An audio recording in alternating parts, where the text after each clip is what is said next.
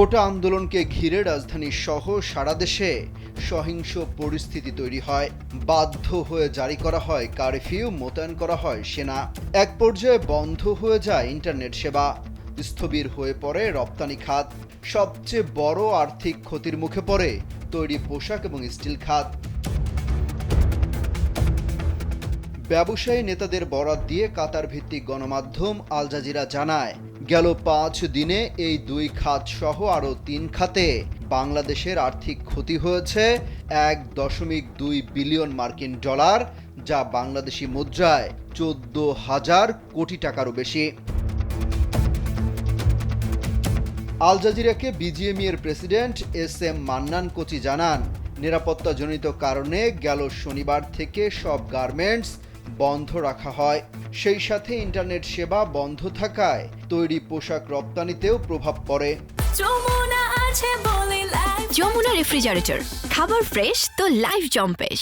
ফলে প্রতিদিন এই খাতে ক্ষতি হয়েছে ১৫০ মিলিয়ন মার্কিন ডলার, যা বাংলাদেশি মুদ্রায় ১,৭৬৪ কোটি টাকা। ৫ দিনে সেই ক্ষতির পরিমাণ দাঁড়ায় ৮,৮২৪ কোটি টাকারও বেশি। এস.এম. মান্নান বলেন, এমন পরিস্থিতির কারণে সবচেয়ে বড় সমস্যা হলো আমাদের উপর থেকে আন্তর্জাতিক ক্রেতারা আস্থা হারাচ্ছেন। এই ক্ষতি শুধু অর্থ দিয়ে পরিমাপ করা যাবে না বলেও জানান তিনি। বলেন, দেশের সবচেয়ে মূল্যবান শিল্পের উপর দীর্ঘমেয়াদী নেতিবাচক প্রভাব ফেলবে। শুধু পোশাক শিল্পই নয়, ক্ষতির মুখে পড়েছে স্টিল খাতও। এই খাত সংশ্লিষ্টরা ধারণা করছেন, গেল ৫ দিনে তাদের ক্ষতি হয়েছে ১৩৭ মিলিয়ন মার্কিন ডলার, যা বাংলাদেশি মুদ্রায় প্রায় ১৬১৭ কোটি টাকারও বেশি। বাংলাদেশ স্টিল ম্যানুফ্যাকচারার্স অ্যাসোসিয়েশনের সাধারণ সম্পাদক সুমন চৌধুরী বলেন, তারা বন্দর থেকে কাঁচামাল খালাস করতে পারছেন না, ফলে উৎপাদন ব্যাহত হচ্ছে। বড় ধরনের ক্ষতির মুখে পড়েছে সিরামিক খাত। তাদের শঙ্কা, দৈনিক প্রায় ৮০ লাখ মার্কিন ডলার মূল্যের রপ্তানি আদেশ হারাতে হবে, যা ৫ দিনে ৪৭০ কোটি টাকারও বেশি। ই কমার্স খাতেও বড় লোকসান গুনতে হয়েছে ফেসবুক ভিত্তিক ব্যবসায়ীদের।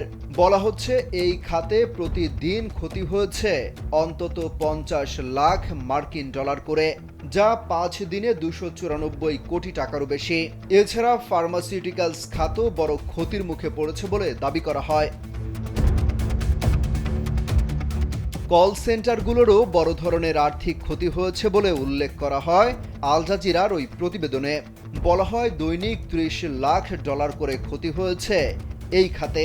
৫ দিনে সেই ক্ষতির পরিমাণ ছাড়িয়েছে ১৭৬ কোটি টাকা। তবে সরকারি, বেসরকারি স্থাপনা এবং যানবাহন ভাঙচুর ও অগ্নিসংযোগের ঘটনায় কী পরিমাণ ক্ষয়ক্ষতি হয়েছে সেই তথ্য এখনো পাওয়া যায়নি। অমিত হাসান রবিন, কালবেলা।